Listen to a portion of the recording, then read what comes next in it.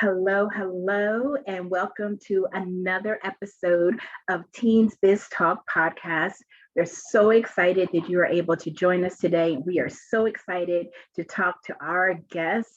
I don't want to spoil anything, but I really want you all to just hunker down and listen in to hear what she has to share with us. Teens Biz Talk, in case this is your first time joining us, we are a podcast that talks with other teen entrepreneurs to find out more information about their business, how they got started, any tips and tricks they may have for other budding teenage entrepreneurs. And we also talk to seasoned business professionals for them to share any tips and recommendations on business success. So that is what we're all about. Again, we are happy that you have tuned in today. And today we have the privilege of talking with Ssanyu Lukoma. Hello, Ssanyu. How are you today? I am awesome. Thank you so much for having me. Wow. Thank you for taking time to come and talk with our community today. We are so excited and can't wait to hear all the wonderful things that you have to share with us. So Ssanyu is a teenage entrepreneur. She is an author and she is a motivator. All that just sounds wonderful and amazing. Why don't you just tell us though a little bit more about yourself and maybe even dive into each one of those things to give us a little more detail.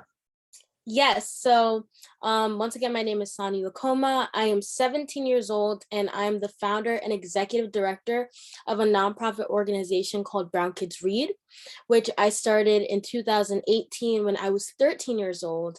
And the mission of Brown Kids Read is to motivate all children, but especially children of color, to read more diverse literature.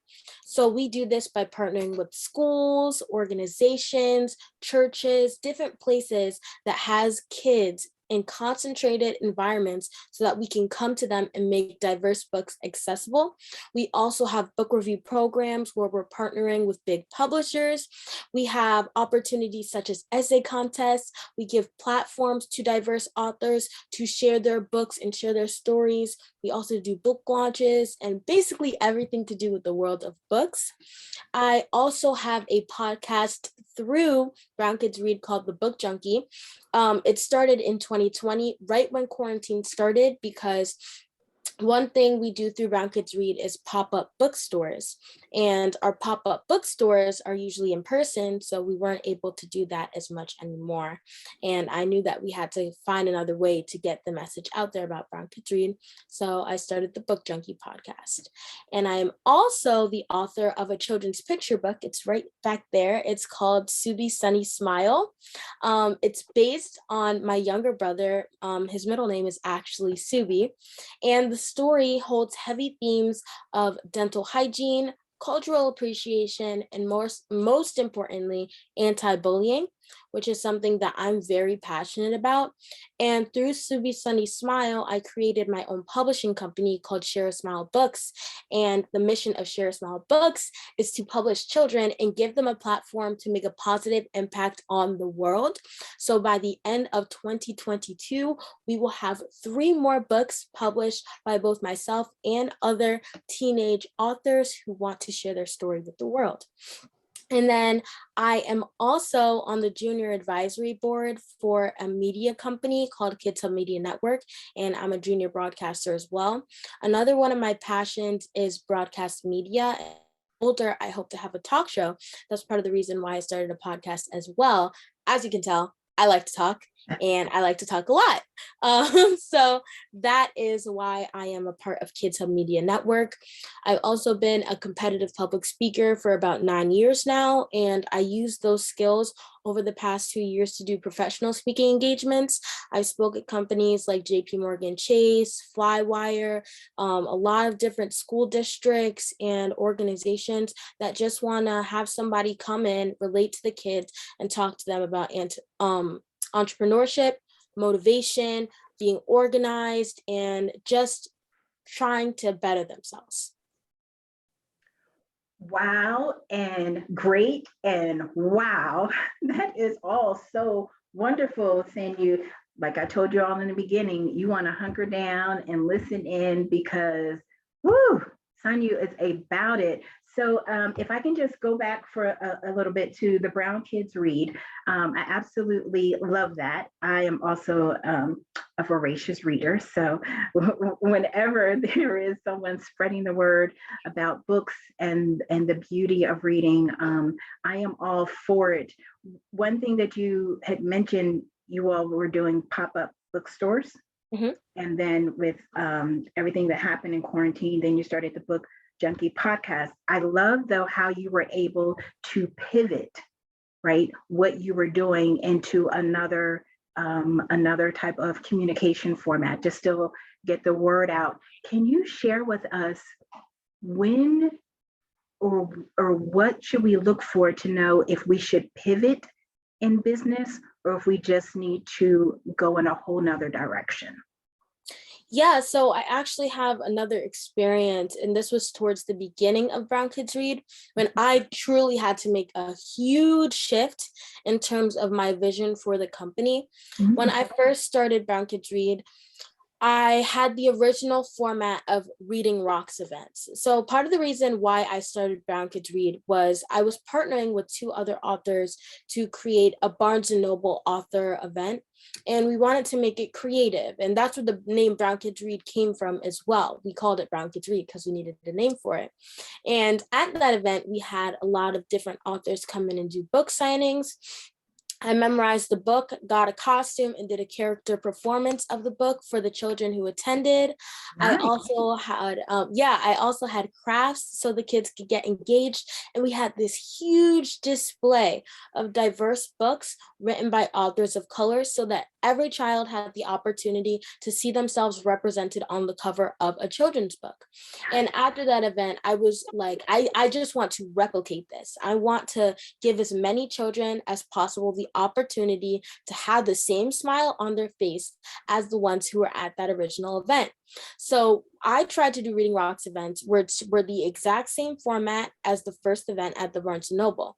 However, one thing that I didn't realize, and I wasn't really sure how to handle this at first, was that Reading Rocks events would take place at a donated space from, for example, we did a VFW, we did church spaces, and we would send out flyers to the surrounding school and different organizations to invite children and their parents to come in. But these would usually take place on a weekend when it was sunny outside and kids would rather go to the park or go to the beach or just do something fun outside. And for the first few events, we were not getting traction. The numbers were really low, and I was frustrated because I had invested into those events and I wasn't getting the return that I wanted. So the huge pivot that I had to make was to say, what am I doing wrong and how can I fix this? What I was doing wrong was not recognizing that kids weren't going to come. And I was trying to do what I wanted to do instead of actually taking a census of the environment around me and adapting to it. So what I did instead was I created the Brown Reads Bookshelf, which is the online and pop-up bookstore for Brown Kids Read. And we did the pop-up bookstores at events where children were already attending. So we had a captive audience, and that's how we made majority of our sales for Brown Kids Read to go back into our programs. So that's the biggest challenge and the biggest shift that I've encountered with Brown Kids Read. It was truly a learning experience, and I've actually learned to adapt those skills to other situations so that challenges that I have for Brown Kids Read now don't turn into big situations like that. Wow, that is great. Thank you for sharing that. And I love how you were just able to keep going, right? And persevering, even in the midst of things or challenges presenting themselves. So I would imagine, everything that you had to do in terms of setup and coordination, that takes time. And then you have these other things that you have going on. And then there's just like regular life and school and things like that. So how do you find that you best manage your time to be able to take care of what you need? And also if you can speak to how do you stay focused? Yes, that's a great question. I actually do goal setting workshops for high schools. And to do this, I decided I would create a method for myself and then teach other teenagers this method so that they would be able to successfully complete their goals and manage everything in their life without having too much stress. And this method is called the MGOG method. The first step is managing your emotions. The second step is goal setting. The third step is organization, and the fourth step is grit. So all four of these steps are things that I implement into my daily life so that I can stay on top of all of my tasks and not feel stressed in the process. That is great. I was furiously scribbling, trying to get down the basics. So could you go over that MGOG again for us, Ssanyu? That sounds wonderful. So the M is for Managing emotions, the G is for goal setting, the O is for, organization, and then the G is for, grit. I love it. I love it. I absolutely love it. Thank you for that. And I think that's wonderful that you've been able to put that into a format to help, teenagers and adults, because I totally just wrote that down. I'm going to implement it to be able to stay focused on what needs to be done. That is awesome. So how do you manage the financials of your different businesses? Having a business and then the non-for-profit and then the podcast and then being an author, like that's a lot going on. How can you maybe help some of the teen entrepreneurs that are listening in? How do you manage the business side of it all? That is awesome. Yes. So for Brown Kids Read, I don't particularly take care of a lot of the financials for that. And that is because my father does. When I was 13 years old, I didn't really have a lot of knowledge in that field. And I was more of the creative side along with my mother. But one thing that I wanted to do before I graduated high school was really delve into the different kinds of businesses that there are. So Brown Kids Read is a 501c3 nonprofit, which means that I don't make profit from that business for myself personally, unless it comes from a grant or it comes from me being an independent contractor to the business for a specific event. All the money goes back into the programs. For Share a Smile Books, that is a for-profit business. So all of the proceeds can go back into investing into the business, or it can go towards benefits for employees that I want to have in the future. It can go towards, outings, events, different things for the people in the company. And then my public speaking company, Ssanyu Speaks, along with the programs that I have for teenagers to start their own businesses, that money is for me. And those are the resources that I'm going to use to buy my car in the next couple of months. That's what I'm using for college. That's what I'm using for my future endeavors. So for the financial side, I would say that I'm learning a lot more through Ssanyu Speaks and Share a Smile Books that I am through Brown Kids Read.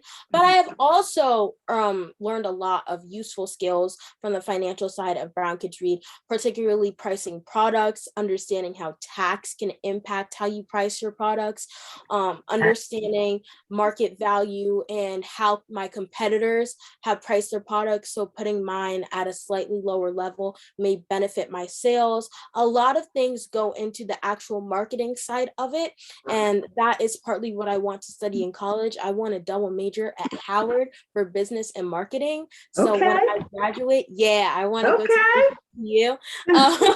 So when I graduate, I will have a lot more of those skills, but I'm really interested in the marketing side and figuring out how to sell products to certain people, not just for the sake of selling the product, but because it'll help them in the future. And as well as understanding the psychology behind why people purchase products and understanding the importance of knowing your audience instead of doing what you want to do, which is the problem that I had in the beginning. Got you. Wow. Well, shout out for the aspiration to go to Howard, HBCU. Woo, woo. So graduate of HBCU. Woo, woo. Wow, I got so excited there. I had another question. Oh, so I would imagine as you are getting involved in these different ventures, people have tried to give you advice Mm-hmm. over the years. Can you share what is the best advice that you've ever received? And then what is the worst advice that you've ever received?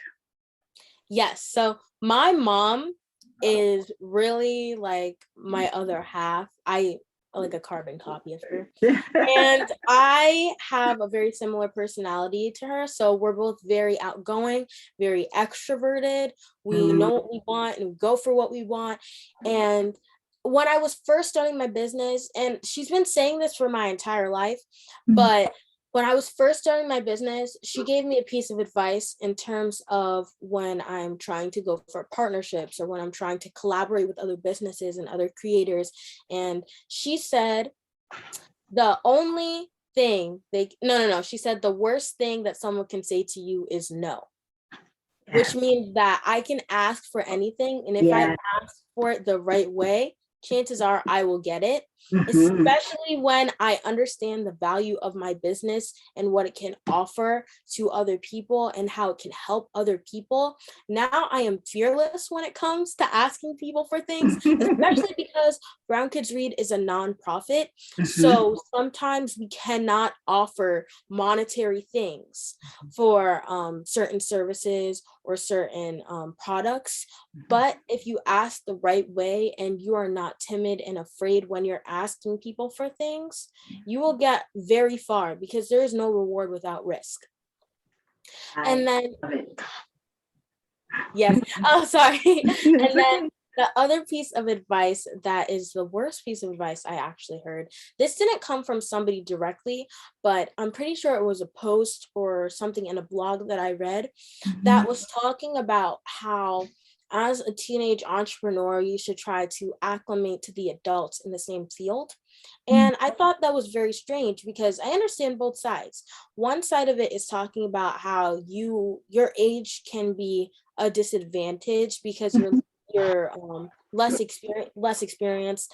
That's a little bit shifty for me because for some entrepreneurs who are adults, I have more experience than them because I've been doing this for 4 years. So my age isn't really a barrier for that. But some people do view it as a disadvantage. And I think that is a mindset shift that needs to take place because your age actually is an advantage. And I'm not going to acclimate to the adults who are in my field just because I'm 17 years old and I may not know certain business procedures, because the same information is accessible to both of us. Google is free. And if I need to learn a certain skill or understand a certain concept, I can definitely do that. And I can do it with my young age. And I embrace my age and I use it as a tool to inspire other people, especially adults who may feel discouraged as an entrepreneur. So that's the worst piece of advice that I heard, but I didn't take it and internalize it. I decided to switch it around and turn it into a positive thing. Awesome. Man, the fierce energy that is happening now. I hope you all who are listening are catching it because, woo, yes, yes, and yes. Another question that I wanted to ask you about. So you were talking about the media company that you have. Can you just give us a little bit more information and maybe just speak to what is your vision for that? So Kids Hub Media Network isn't actually my company. It's another company that is a partner of Brown Kids Read, and I'm on the junior advisory board. I started out as a junior broadcaster, and I do media events with them, media coverage. And it's really exciting because the mission of Kids Hub Media Network is to give youth a global voice. And they truly do get that message across. I mean, there are so many young broadcasters who are learning invaluable skills that they can use for the rest of their life, whether that be in business settings, whether it be in school settings, interacting with other people, making other people feel like they're important and that their stories matter.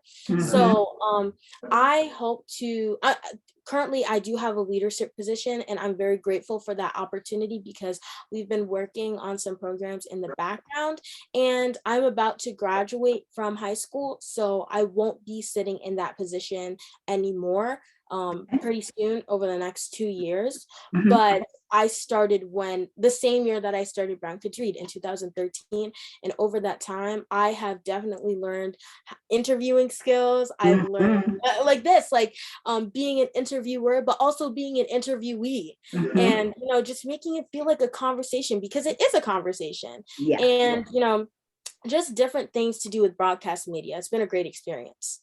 Awesome. Awesome. Well, thank you for clearing that up. I had written it down a little bit different as one of the other things you were doing, but certainly it sounds like it is a great resource for other young entrepreneurs that are coming along and, like you saying, giving them a global voice and the opportunities to grow in those type of essential skills, like you mentioned, communication, presentation, the interviewing skills, things like that. So that is great. Is there anything that you want to share with our community that we haven't already talked about? Yeah, so I actually want to hop back to what I was talking about before about the age thing, Sure. because recently through Ssanyu Speaks, I've created a lot of worksheets and opportunities for teenagers to start their business from the ground up. And there are a lot of things that go into understanding how to start your business correctly and not rush into it just for the sake of money. And you also need to keep in mind that your business should help people in a specific way, and you need to convey that message effectively. But I also want to say that everything has to do with time. And as teenagers, you have a lot of time. And you have an advantage over certain competitors in your industry because you are so young and because you are so able to change. You're able to acclimate to certain situations and adapt to scenarios that are given to you. So again, don't feel like it's a disadvantage. Feel like it's a superpower, because it is a superpower. I am so grateful that I started my businesses when I was 13 years old. And even though sometimes I had to make sacrifices as a teenager, I couldn't go hang out with my friends sometimes. I'm not saying that I couldn't at all, because I definitely do get social interaction. But, sometimes you will have to make sacrifices, but it'll make a huge difference in the future. Because guess what? Now I have things on my resume that not only look really good to colleges and to jobs, but I've also learned a lot of skills. And, some people aren't able to sit in front of a camera and just talk and talk and talk. But if you learn those skills at a young age, eventually you'll be able to do it. Some people don't understand how spreadsheets work and how you're supposed to price your products. But if you learn those skills, you will be able to get it. And by the time that you're older and you have access to certain bank accounts and you have access to certain programs, once you turn 18, you will be going so far. I promise you that all of this time will pay off. Yes. Yes. Thank you. Wow. Okay. That's it. I'm going to leave it right there with all that you just dropped on us. Thank you. Thank you so much, Ssanyu. How can our community connect with you? Yes. So I have a couple different ways that I can be reached on social media. My 3 accounts. The first one is Brown Kids Read. So it's Brown Kids Read across all platforms: Instagram, Facebook, and Twitter, and LinkedIn. Then there is Ssanyu Speaks. That is SSANYUSPEAKS. That is Instagram, Twitter, and Facebook. On Ssanyu Speaks, I share a lot of content about how teenagers can start their business from the ground up. It's a really great community. I'm about to start a Discord so that we can actually interact with each other. I've gotten a lot of signups on my email list in the past few weeks, which is really exciting. And every Monday, I send out a newsletter with information about how you can start your entrepreneurship career. And I send out resources, links to other websites. I send out worksheets that you can actually sign, you can fill them out, and then you can sign up for a one-on-one free consultation with me, where I will go over your business idea and how to refine it and how you can make the biggest impact and sell as much as possible, especially using your own skills and passions to make your project even more successful. And then the third one is Share a Smile Books. So that's SHAREA Smilebooks. And that is the Instagram, Facebook, and Twitter account for my children's book, Subi Sunny Smile. Also, when the future books come out, we will be sharing those books on that platform as well, because that's the page for the publishing company too. So those are the different places you can reach me. My email is sanyuspeaks@gmail.com, and I am always available by email, especially if you have any questions about being a teenage entrepreneur.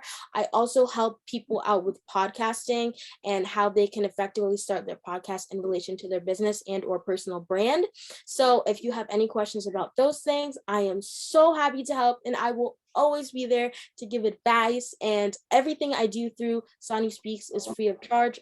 I also do speaking engagements for corporate companies and school districts. So those, of course, are paid gigs, but everything I do for teenagers are free of charge. Awesome. Awesome. So just in case you did not have a chance to write down everything, no fear, just take a look in the show notes below, and we will make sure that we have all of those ways to be able to reach out and connect with Ssanyu. So thank you again so much for sharing with us. I mean, I have like a whole page full of notes, and that's just only what I was able to capture. So definitely going to have to go back and myself listen again to see what I missed to make sure I take advantage of it all. Thank you. Thank you. And to our community, I just want to remind you, everything in creation was created with a gift inside of it. That includes you. So go out and share your gift with the world. Until next time.